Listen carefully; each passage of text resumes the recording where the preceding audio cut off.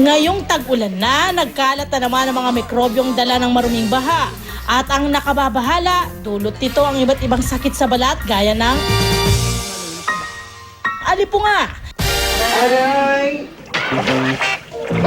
Dito sa Bukawi, Bulacan, nakilala namin si Reynaldo Rojas Jr. na mas kilala sa tawag na Angel Rojas from Lulumboy, Bukawi, Bulacan na nag-iiwan ng katagang di bali ng may makating alipunga kaysa inuugali ang pagiging makate. Ha ha ha ha. Ang 23 anyos na si Angel ang tinaguriang alipunga queen sa lugar nila. Dahil 9 na taon na raw siyang hindi tinatantanan ng alipunga. Bukod daw sa nag-uumapaw niyang charm, agaw pansin din ang killer smell ng kanyang mga paa. Ay, kapag may sakit ka pong ganito, mahirap.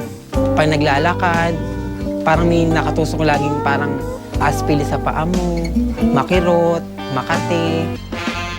Nakuha niya raw ito dahil araw-araw nabababad ang kanyang mga paa sa maruming tubig. Hindi kasi mawala-wala ang baha sa lugar nila na malapit sa sapa. Kahit karaniwan na sa kanya ang pagtampisaw sa maruming baha, ramdam na ramdam niya ang hagupit ng alipunga sa tuwing kasama niya ang mga kaibigan. O kasi pinagtatawanan po ako ng mga kaibigan ko. Hindi daw po ako makapagsapatos. Kasi nga daw, yung alipunga ko, masyadong masakit. Dahil sa tindi ng kirot nito kapag nakukulob sa sapatos. Ang alipunga ay isang sakit sa balat at karaniwan pag tinawag na alipunga, ito ay nasa mga pagitan ng mga daliri sa paa.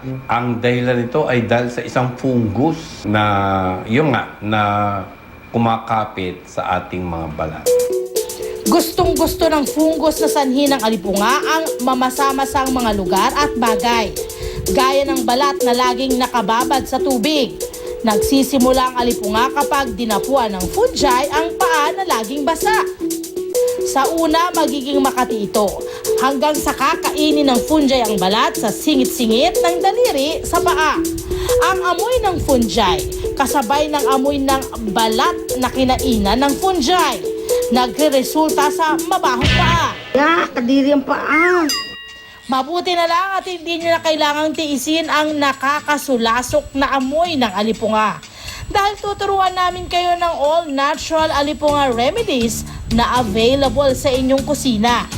Para mapatay ang fungi ng alipunga, pahira ng inyong paa ng pinitpit na bawang na may coconut oil. Ang parehong niyog, langis ng niyog, at ang bawang ay parehong meron siyang antifungal, antibacterial. Kaya pag pinagsama po itong dalawa, doble ang lakas ng iyong panlaban sa alipunga. Ang coconut oil ay may lauric acid na mabisang pamatay fungi. Ang bawang naman na may sulfoxides na pumapatay sa bakterya at virus at nilalabanan ang impeksyon. Ipahid ito ng dahan-dahan sa pagitan ng mga daliri sa paa para matanggal ang pangangati. At para mabilis pa ang paggaling, pahanginan ng paa at iwasan munang magsapatos. Effective ding pangtanggal ng alipunga ang green tea na may pinulbo na luyang dilaw o turmeric. Yung turmeric, may laman itong tinatawag na curcumin or tinatawag natin sa English phytochemicals kontra maga at kontra rin sa mga fungal infection. No? Pagdating naman sa green tea, siyempre nandyan yung mga iba't ibang alkaloids na nakakatulong din at ito'y nakakalinis din ng ating mga balat, nagpapaganda, tinutulungan din mabilis na ito ay gumaling. Gawing panghugas ng ito sa mga paa sa tuwing kumakati ang mga ito.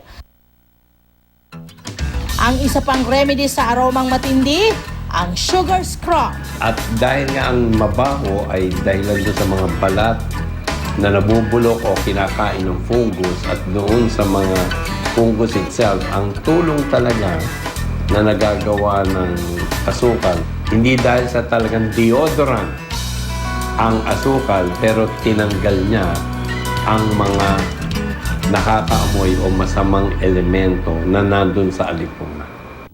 Lagyan lang ng kaunting tubig ang asukal at scrub ito sa paa. Pwedeng tagalan ang pag-scrub sa paa bago ito banlawan dahil wala namang matapang na kemikal ang asukal, kaya makasisiguro kang gentle ito sa balat. Mainam itong gawin sa umaga at sa gabi. Isa na yata sa pinakagamit na bahagi ng katawan ng ating mga paa. Para maiwasan ang kalbaryo na dulot ng alipunga, iisa lang naman ang solusyon dyan. Panatilihing tuyo at malinis ang ating mga paa sa lahat ng oras.